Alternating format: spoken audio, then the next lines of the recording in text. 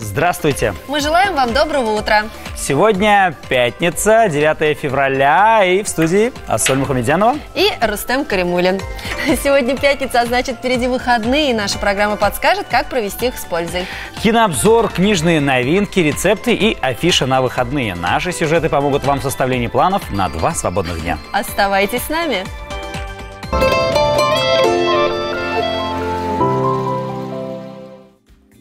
Белее белого. Плюсы и минусы разных методов отбеливания зубов. Форма. Качаем ноги с помощью эспандера. Приятного аппетита! Готовим домашнее печенье. Мы начинаем нашу программу с очень полезного сюжета. Но сначала скажем, по какому поводу он появился в нашей программе. Сегодня Международный день стоматолога. Отмечается он в день почитания святой Аполлонии Александрийской. В Европе существует поверье, что стоит произнести «Санта Аполлония», и зубная боль отступит, как просто. Вот так. В нашем первом сюжете мы расскажем о наиболее приятных стоматологических процедурах отбеливания зубов. Ну а далее в нашей студии будет наш первый утренний гость.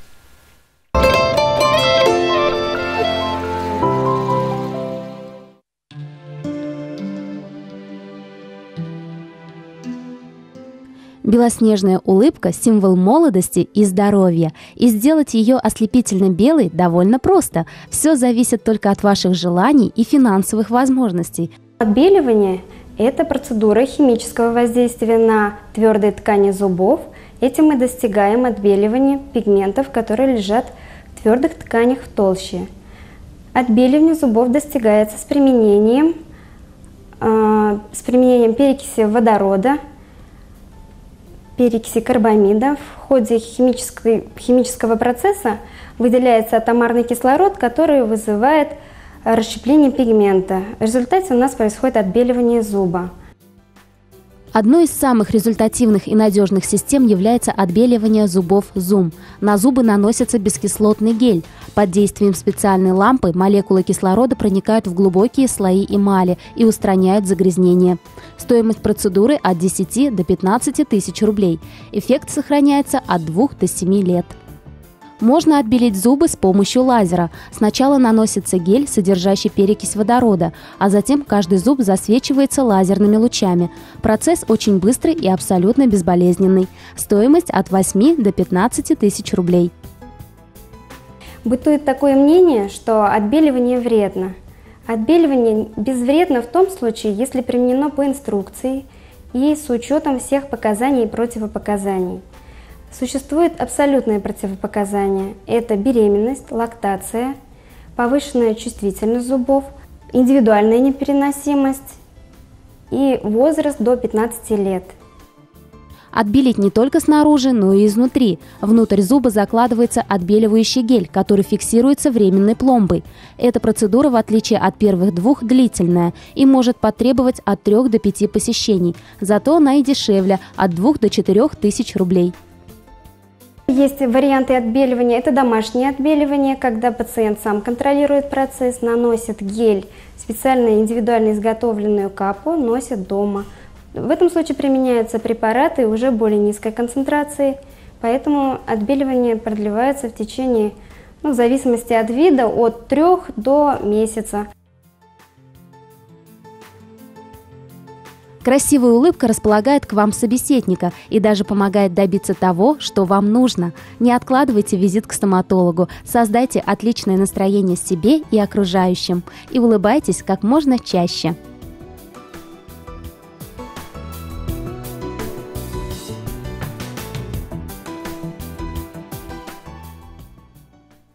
Доброе утро! Мы продолжаем беседу о красоте наших зубов с врачом-стоматологом Рихтер Анной Константиновной. Доброе утро! Здравствуйте! Здравствуйте! С праздником, в первую очередь, вас, Анна Константиновна. Скажите, пожалуйста, можно ли отбеливанием добиться идеального цвета зубов?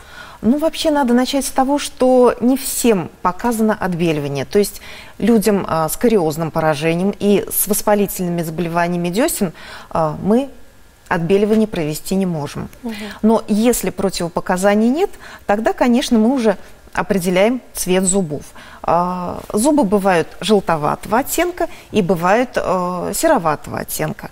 Вот людям, у кого желтоватые зубы, им повезло. Отбеливание у них будет замечательно Практически проходить. идеальное, да? Ну, идеально, да. А тем же людям, у кого сероватый оттенок, там, в общем-то, могут возникнуть сложности. То есть в этих случаях, наверное, лучше поставить виниры? Или в каких случаях лучше ставить винир? Возможно, когда виниры ставятся все-таки, когда отбеливание неэффективно, когда цвет зуба безвозвратно, скажем так, изменен, да. В то же время виниры ставятся для закрытия щели между зубами, для того, если пациент хочет изменить форму зуба при разрушенных зубах. Вот ставятся так называемые виниры, накладки на зубы. Голливудская улыбка, да, так называемая, да? А верят ли стоматологи в возможность домашнего отбеливания? Ну, вообще, конечно, в любом случае, если вы хотите отбелить зубы, либо это дома, либо это профессиональное отбеливание в кресле, вы должны начать это все с посещения стоматолога. Мы любое отбеливание начинаем с профессиональной чистки зубов. Снимаем камень зубной, снимаем налет. И очень часто бывает, что пациента уже удовлетворяет результат. Если же хочется чего-то большего, тогда изготавливаем капы, подбираем гель с определенной концентрацией перекиси водорода или перекиси карбамида, и пациент носит эти отбеливающие капы в течение нескольких часов 1-2 недели. Но в отношении каких-то самодельных рецептов или каких-то дешевых средств, реклама которых пестрит сейчас в интернете, что могу сказать? Здесь все-таки... Ну, каждый сам в ответе, наверное, да? Может это все привести к необратимому повреждению эмали, к ожогу десны. То есть, ну, в лучшем случае это будет безрезультатно. То есть лучше обратиться к специалистам в любом случае. Конечно. Да, Анна Константиновна, вот многие покупают отбеливающие пасты, но никто не доволен их результатом. Почему они не работают? Цвет зуба зависит от цвета дентина, который расположен под эмалью, а также от толщины эмали. Зубная паста действует только на налет. Поверхностно. Она снимает налет, химически как-то обесцвечивает налет. Хорошую службу может сослужить отбеливающая зубная паста курильщикам, людям, которые любят кофе, но также тем, которые провели профессиональную процедуру отбеливания и хотят продлить и поддержать результат. А вот, например, ситуация. Человек лишился зуба. Всегда ли показана имплантация? Имплантация, да. Сразу после удаления зуба начинается необратимый процесс в костной ткани, так называемая атрофия, то есть ее убыль. Чем дальше, тем больше этот процесс прогрессирует. Для дальнейшей имплантации, сами понимаете, нужен объем костной ткани, поскольку имплант вживляется в кость. То есть в дальнейшем, если когда-то вы надумаете ставить имплант, это уже может быть затруднительно. Поэтому лучше не откладывая. Так, Анна Константиновна, мы обязательно с вами продолжим после небольшой паузы. Дорогие наши друзья, не переключайтесь, пожалуйста, мы обязательно продолжим тему красивой улыбки через несколько минут.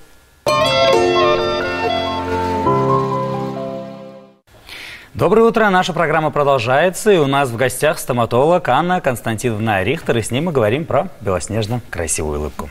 Анна Константиновна, прогресс в медицине не стоит на месте. А какие новые технологии в стоматологии появились в последнее время? Ну, ежегодно появляются какие-то новинки в стоматологии. Это касается и брекет-системы, и имплантов, и новые пломбировочные материалы постоянно выходят. Также постоянно обновляется стоматологическое оборудование. Уже ни для кого не секрет использования стоматологических лазеров и стоматологических микроскопов. в нашей повседневной работе. Но мы, в общем-то, стараемся использовать, кроме новинок, в общем-то, хорошо и давно зарекомендовавшие себя средства. Главное не бояться ходить к стоматологам. Конечно, конечно. Вот, наверное, вопрос из области, раз вот у нас так прогресс уже не стоит на месте и движется, наверное, вопрос из области некого чуда. Можно ли вырастить зуб? Ну, выращивание из стволовых клеток или там печатание на 3D-принтере, это все-таки, я думаю, перспектива далекого будущего, да, можно сказать, даже очень отдаленная перспектива. Даже если она, в общем-то, и будет возможна, эта технология, то я думаю, что это достаточно все будет дорогостоящее. Поэтому берегите то, что есть. Ну да, конечно. Если же чего-то не хватает, какого-то зуба не хватает, все-таки я советую обратить свое внимание на дентальную имплантацию. Ну и не думать о том, что вроде как бы не видно, зуб выпал, не видно, далеко, и на этом не стоит экономить. Конечно, конечно. Там уже начинаются зубочелюстные деформации вторичные, то есть зубы могут сдвигаться, передвигаться. То есть в дальнейшем это все будет усложняться. Дальнейшее протезирование. То есть так или иначе это как-то будет сказываться? Сказываться, То есть вот отсутствие там места свободного, где есть зуб, так или иначе? В процессе жевания это тоже будет сказываться. Ну что ж, мы хотим вас еще раз поблагодарить за то, что пришли к нам с утра пораньше, как я люблю говорить. Поздравляем вас с Днем стоматолога, и пусть наши улыбки сияют благодаря вам. Спасибо. Спасибо вам большое. Ну а сейчас переходим еще к одной приятной теме, и что-то вкусное и полезное мы сейчас вместе с вами приготовим.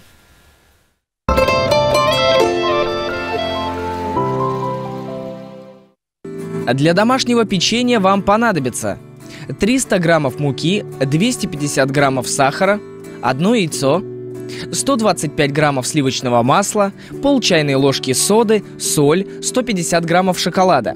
В сахар добавляем яйцо и мягкое сливочное масло. Разминаем и взбиваем миксером до однородности.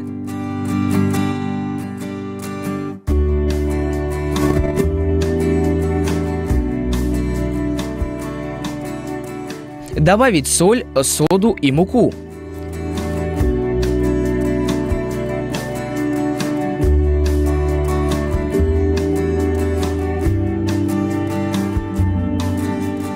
Режем плитку шоколада на кусочки и добавляем в тесто.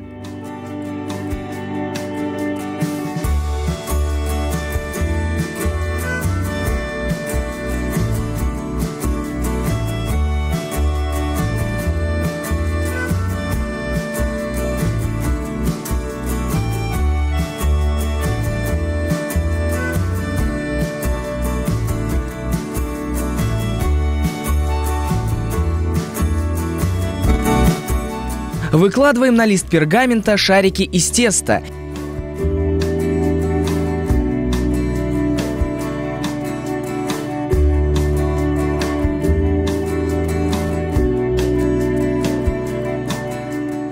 Выпекаем 10-15 минут.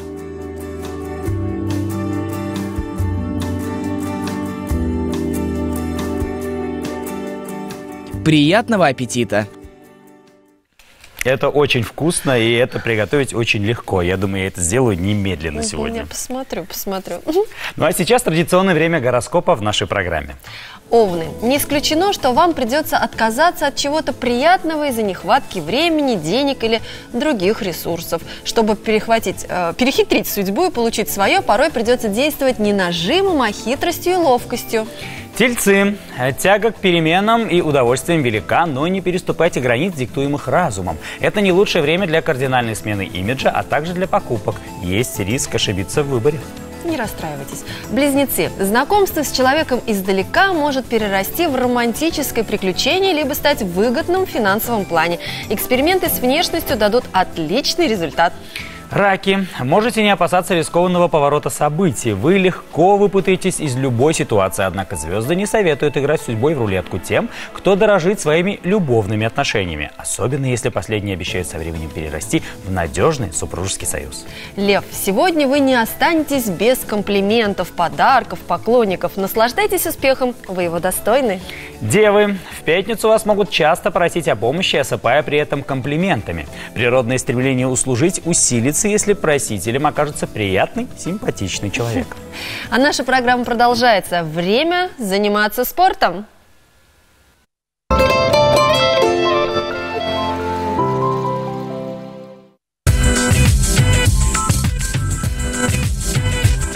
Доброе утро. Как вы видите, Лейла уже начала выполнять приседания. Причем не простые, а при помощи резинки. Данное устройство позволяет максимально нагрузить средние ягодичные мышцы. Причем, чем выше резинка, тем легче. Чем ближе к коленам, тем сложнее. Мы выбрали самый сложный способ. Но, Руслан, мы же не ищем легких путей. Упражнение на самом деле нелегкое. Казалось бы, простое выполнение, но за счет этой резинки отягощение идет и выполнять очень сложно. Следи за коленями, чтобы они далеко не выходили за носки. Садишься вниз, колени в сторону. Отлично.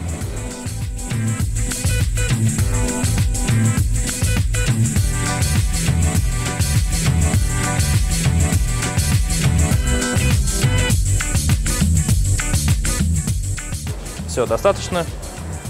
Закончили. И переходим к следующему упражнению.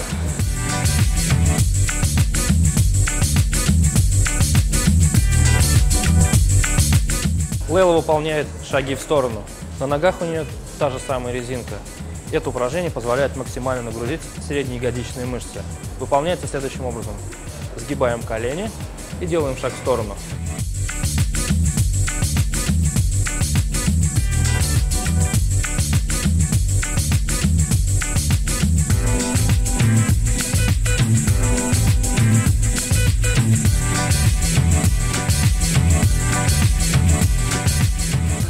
Эти простые упражнения помогут сделать ваши ягодицы более упругими и красивыми. Трудитесь, не ленитесь. Эй, стой, куда?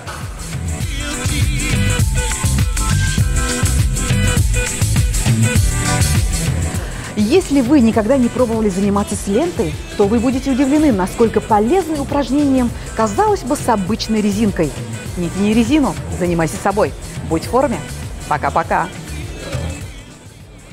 Так и хотела сказать, не тяни резину, начни тянуть резину, потому что это помогает твоим мышцам. Ну а мы продолжаем нашу программу. Одна из компаний объявила о выпуске специальных чипсов для женщин. Они не будут пачкать руки, а также хрустеть. Кроме того, упаковка нового продукта, по уверениям производителя, войдет в любую дамскую сумочку. Это как... Очень интересно. И непонятно, найдет ли товар своего потребителя и зачем женщине свои собственные чипсы. Зато я знаю, что следующий сюжет заинтересует абсолютно каждую хозяйку.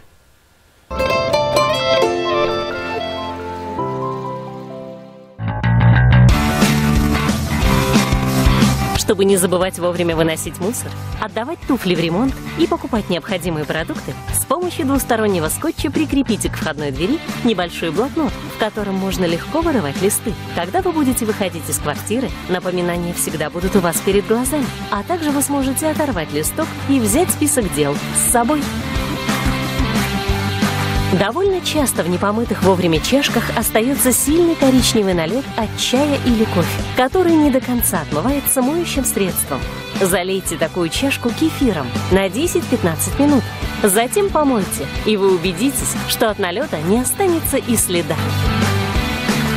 Для того, чтобы в закрытой емкости с мукой не появились мошки и влага, положите в муку несколько лавровых листочков. Таким образом, мука будет храниться дольше. Не пренебрегайте чистотой губок для мытья посуды. На них скапливается огромное количество бактерий. Чтобы продезинфицировать тряпку, положите ее на 5-10 минут в микроволновую печь и повторяйте эту процедуру регулярно.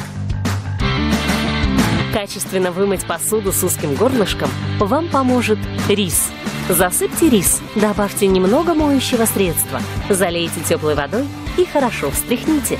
Прополосните посуду, и вы удивитесь тому, как она засверкает. Очень полезные советы взяла на заметочку. Да, у нас сейчас афиша программ ТНВ на сегодня. Смотрим. Смотрите внимательно. Обзор культурных событий города, яркие премьеры и люди, без которых немыслима творческая жизнь Казани. Сегодня в выпуске. Камерный театр «Сдвиг» и их спектакли, каждый из которых события в театральном мире. Об этом и не только смотрите на ТНВ в 14:15. Размах их крыльев более 2 метров, вес достигает 7 килограммов. В погоне за добычей они могут даже погрузиться под воду. И еще много удивительных фактов об орланах-белохвостах вы узнаете сегодня в 14:45.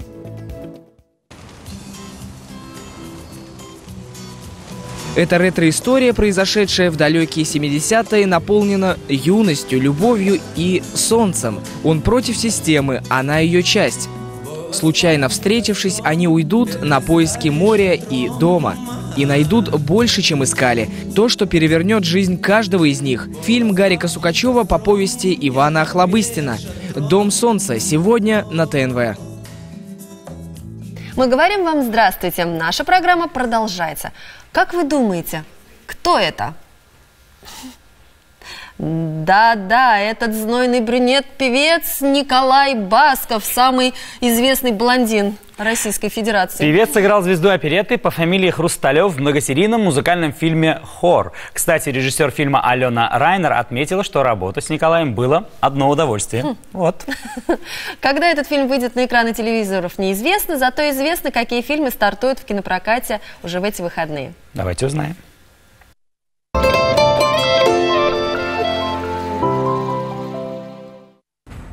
«50 оттенков чего?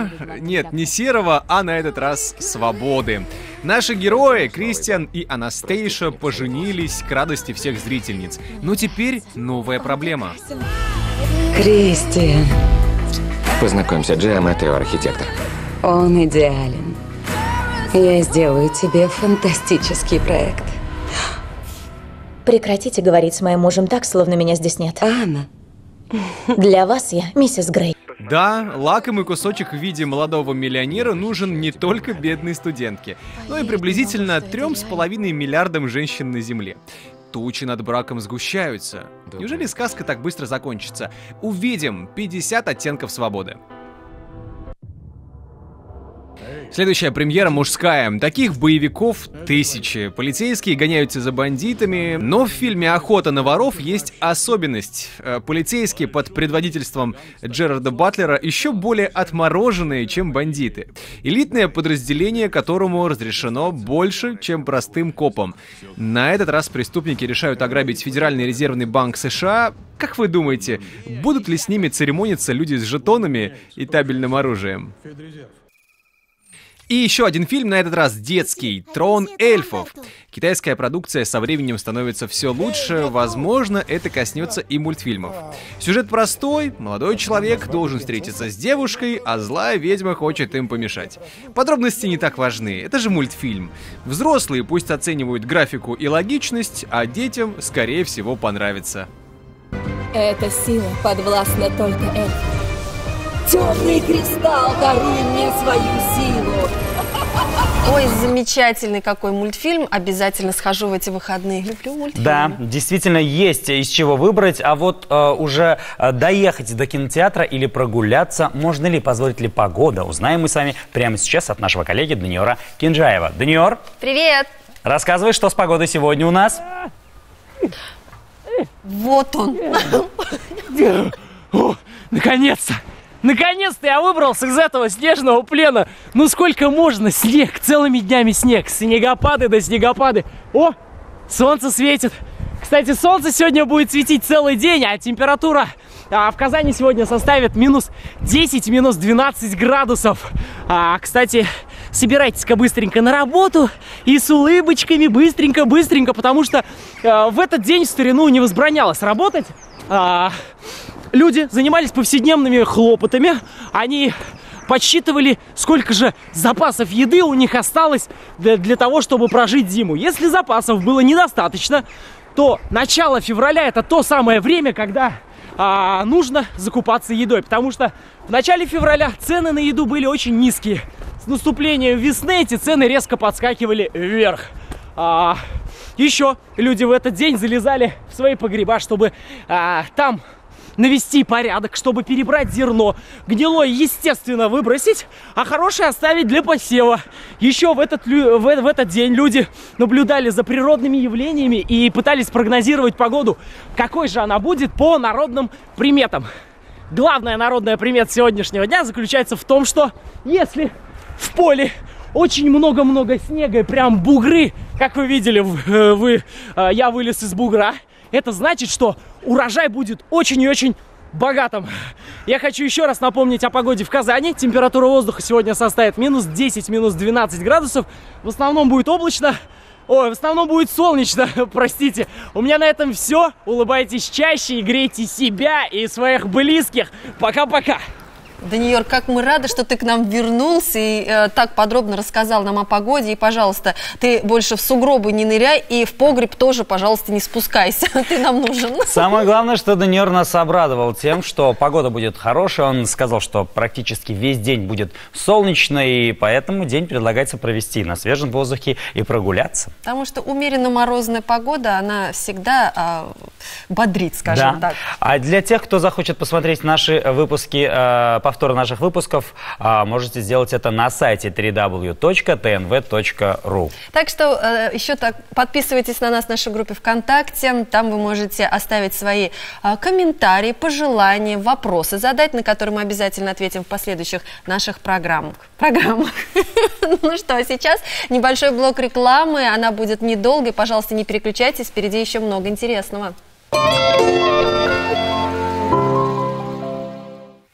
А сейчас в нашей программе обзор Веры Гараниной. Что почитать на досуге, узнаем прямо сейчас.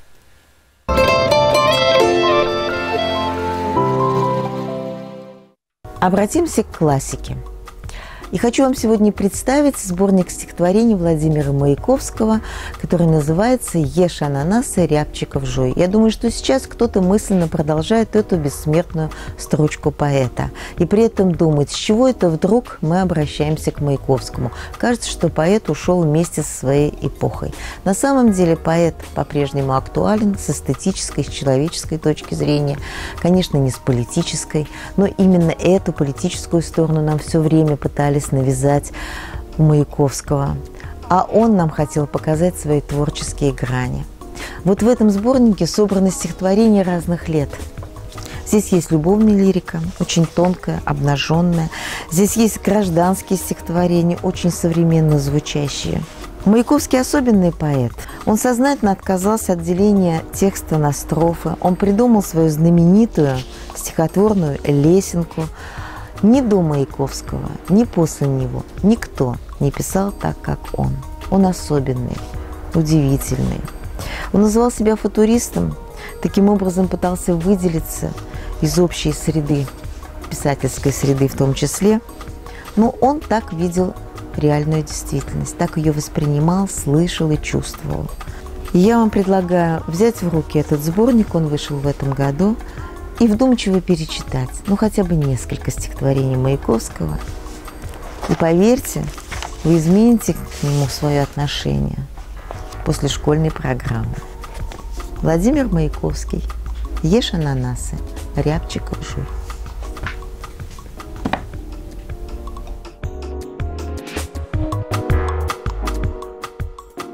Жанна Тевлина. Вранье. Конечно, пройти мимо книги с таким названием трудно.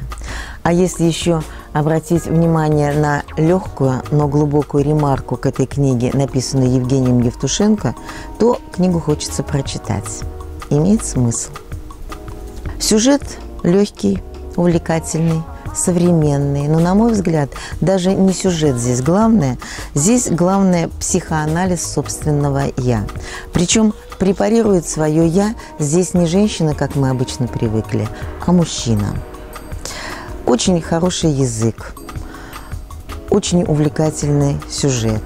Все это позволяет поставить книгу «Вранье» на полку для повторного чтения.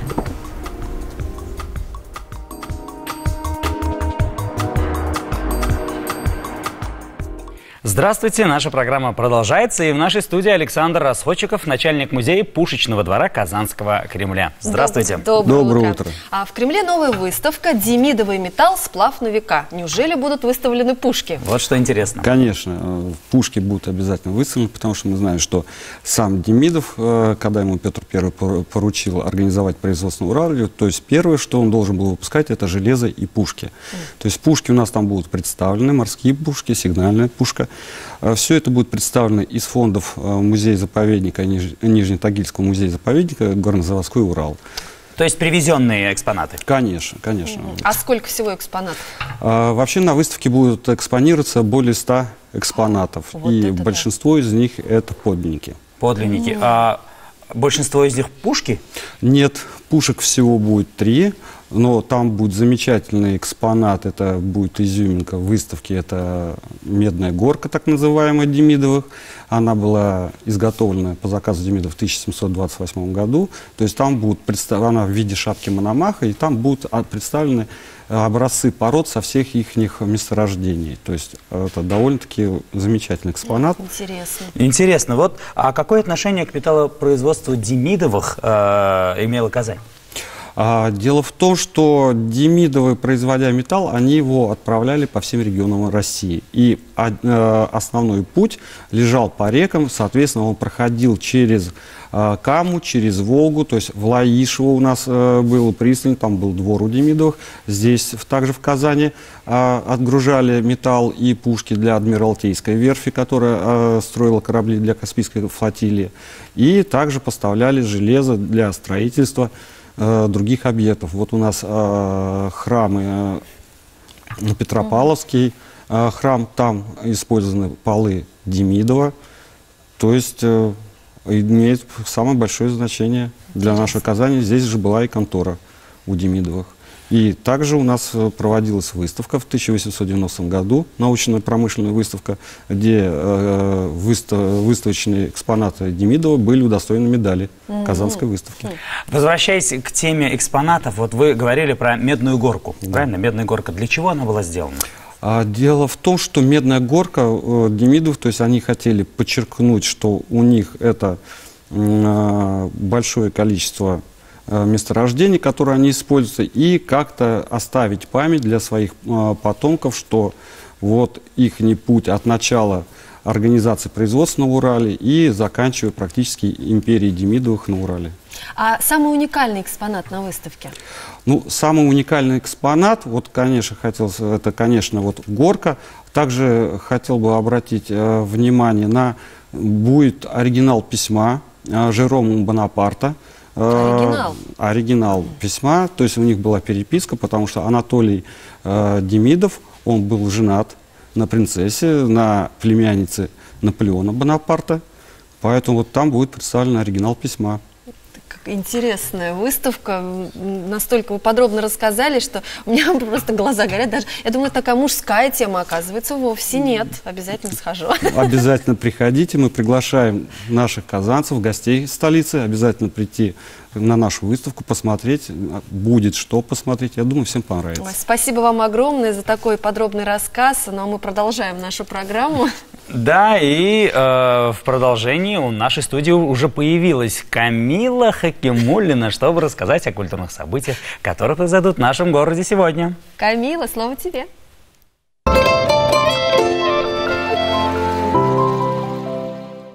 Всем привет! Сегодня 9 февраля, и с вами Камила Хакимуллина. Вот и долгожданная пятница, а начнем мы рубрику с двух интересных событий, которые никого не оставят равнодушными. Смотрим. Зима метель, и в крупных хлопьях. Евгений Дятлов в Казани. По мнению Дятлова, самая честная музыка та, которая проверена временем. Его репертуар подобран с большим вкусом. Знаменитые старые песни звучат искренне, проникновенно и темпераментно. Не пропустите. Советую вам посетить эти события, ведь они, я уверена, вам точно понравятся. Но на этом еще не все. Далее ваши планы на вечер станут только интереснее. Смотрим. Соловушка с шелковым пояском. Действие пьесы происходит на берегу живописного озера. Здесь находится интернат для престарелых ветеранов. Судьба привела их в это место разными путями, но всех их объединяет одиночество. Кто-то потерял семью в годы войны, а кто-то стал ненужным детям. Это трогательная и пронзительная история о закате жизни никого не оставит равнодушным. Конечно же, в Казани сегодня будет еще много всего, но самое интересное собрано в нашей рубрике, где каждый день вместе со мной вы сможете составить увлекательные планы на вечер. Хороших выходных! Спасибо большое, Камила. Я думаю, что каждый наш телезритель обязательно нашел что-то интересное для себя и эти выходные проведет обязательно с пользой. Ну а Даниил Кинжаев нам сейчас расскажет, какая погода ожидает нас сегодня. Все же пятница, уже вечером-то можно куда-то сходить. Планируем выходные. Даниил, расскажи, что стоит сделать лучше. Красота! Привет, ребят! Еще раз здравствуйте! Всем доброе утро! В общем, я решил все-таки раскрыть вам тайну, почему же я не появлялся все эти дни. Я просто не хотел вас расстраивать плохой погодой. Как вы видите, погода нормализовалась, светит солнышко. Температура воздуха в Казани сегодня составит минус 10, минус 12 градусов. Все хорошо, вот все хорошо. Только небольшое недоразумение такое, знаете, осталось? Машину откопать надо. Машину откопать! Где перед-то? Где зад? Еленька.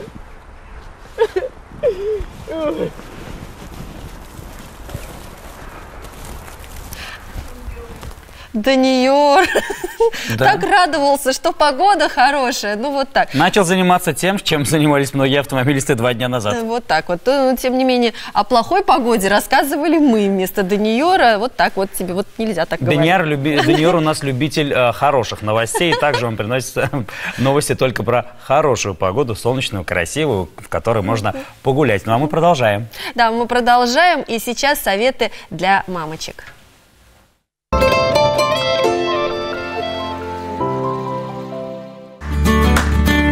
Развитие координации движений и мелкой моторики благотворно сказываются на развитии речи в целом. Конечно, поначалу малышу будет сложно повторять, но занимаясь с ним систематически, вы очень скоро увидите прогресс. Первое упражнение «Дом». Соедините пальцы рук, формируя будто крышу домика. Ёжик. Ладони расположены под углом друг к другу. Пальцы скрещены и смотрят вверх. Замок. Исходное положение такое же, но пальцы плотно прижаты к тыльным сторонам ладоней. Ножницы. Большой безымянный пальцы и мизинец прижаты к ладони, а средний и указательный вытянуты вперед и должны быть прямыми. Имитируем движение ножниц. Флажок. 4 пальца соединить вместе, большой опустить вниз. Тыльная сторона ладони обращена к себе. Пчела. Выпрямить указательный палец, остальные плотно прижаты к ладони. Вращать указательным пальцем, рисуя в воздухе круг. Кошка. Большой и мизинец подняты вверх, остальные плотно прижаты. Очки. Соединить в кольцо большой и указательные пальцы каждой руки. Приставить колечки друг к другу. Бочка. Неплотно сжать ручку в кулачок. Стол. Левую ладонь сжать в кулак, положить сверху раскрытую правую руку. Вилка. Указательный, средний и безымянный палец вытянуты вверх, а большой и мизинчик прижаты к ладони. Птичка летит. Руки расположены перед собой, ладонями к себе. Большие пальцы переплетаются. Это голова птицы. Остальные пальцы – крылья. Цветок. Ладони подняты вверх. Пальцы образуют бутон. Основания кистей прижаты друг к другу. Цветочек распускается. Разводим одновременно пальцы рук в разные стороны. Мышка. Мизинец и указательный палец согнуты. Это ушки. Средний, безымянный и большой пальцы согнуты и вытянуты вперед.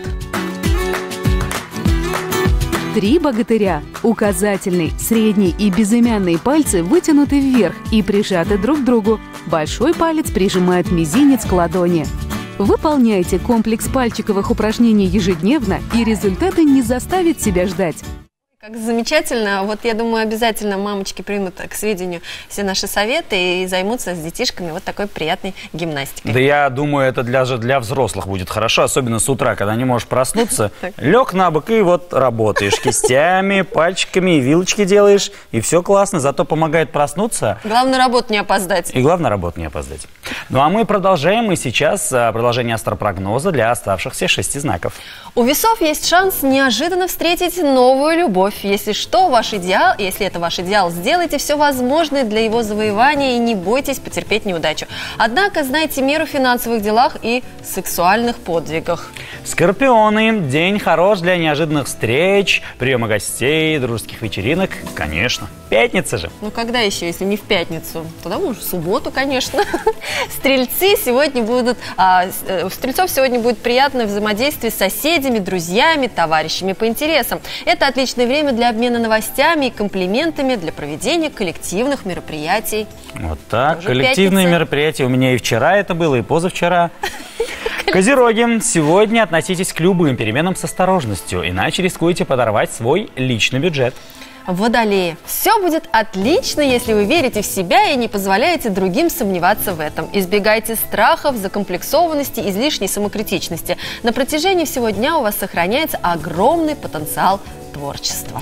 Рыбы. Сегодня, чтобы не совершить ошибку, придерживайтесь лишь одного простого правила. Сразу же останавливайтесь, если задуманное расходится с вашими привычками и моральными установками, угрожает вашей безопасности, либо разрушает стабильность дел.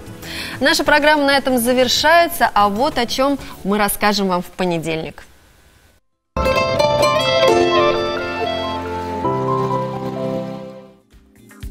Цветочная мода. Запасаемся идеями в преддверии праздников. Готовим оригинальную картофельную запеканку. На здоровье. Чем опасен варикоз? Пришло время прощаться. Мы передаем эстафету нашим коллегам Светлане Звонаревой и Владу Портнову, который в понедельник в 8-10 утра скажет вам «Здравствуйте». Да, и для тех, мы напомним, кто хочет посмотреть выпуски нашей программы на повторе, вы можете сделать это на сайте www.tnv.ru. Также мы есть ВКонтакте и в Инстаграм. Подписывайтесь на нас, всегда с удовольствием пообщаемся еще с вами в социальных сетях. С вами всю эту неделю были Рустем Каримулин и Ассоль Мухамедянова. Мы старались вместе, прорывались через эту метель, через сугробы. Каждое утро встречали вас в нашей студии. Вроде снегопад уже отступает, и выходит солнышко. И выходные обещают быть интересными, насыщенными. А как и где их провести, мы тоже успели вам посоветовать. Так что решать вам. Спасибо всем за внимание. Мы вас любим. В понедельник не забудьте включить телевизор в 8-10 утра. И наша программа обязательно подарит вам много положительных эмоций и расскажет много интересного. Начинайте каждое утро вместе с программой «Здравствуйте». Ну а пока мы вам говорим до свидания, до новых встреч. Всем пока! Пока!